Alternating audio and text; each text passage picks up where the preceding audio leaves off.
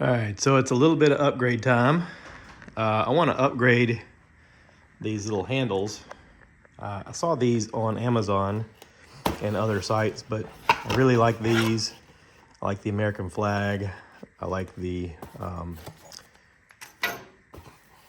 color and the way it latches. I like all of the things.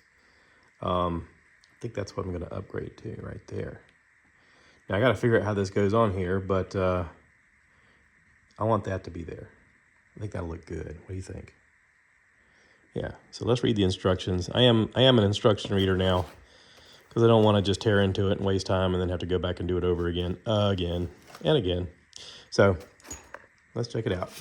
All right, step one says the factory hood latch is made of plastic. Remove it. Okay. Well, I opened up the hood and wouldn't you know it, it's a 10 millimeter. Let's take that off. All right, on my JK, this is the hardest one to get off so far. I wanted to start at the hardest part. Those up there on the hood are going to be easy.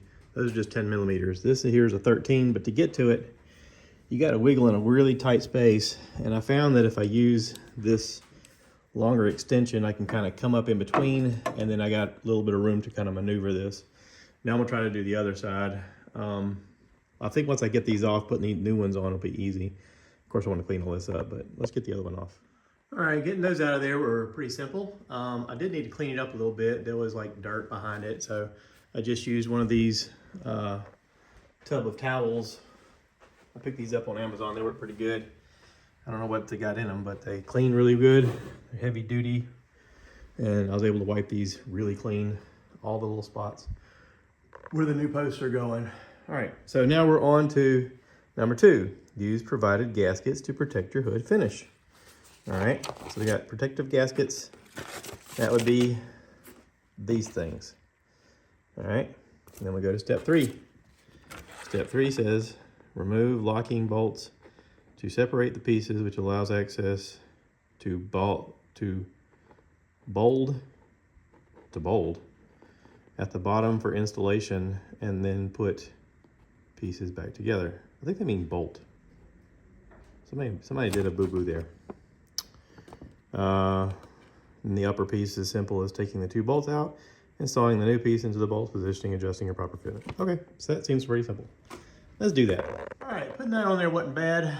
I was surprised I didn't have any washers for the back, so I had to find some washers to go on the back. It does have this little rubber piece that goes in between the body paint and the latch, but on the back side, it didn't have anything to hold it like around the holes. So yeah, 10 millimeter screws there. And again, this one is a 13 millimeter screws that's gonna go back in here. Now I did have to take these apart, which that's what that picture is. You use your smallest Allen wrench and you take these little screws out of each side. They go into each side here. But once this is removed, you got a couple of these rubber pieces. They give you backups. So I got one that's on it and one that's extra. I'm gonna have to do this, put this on here kind of the same way I did the other, taking it off.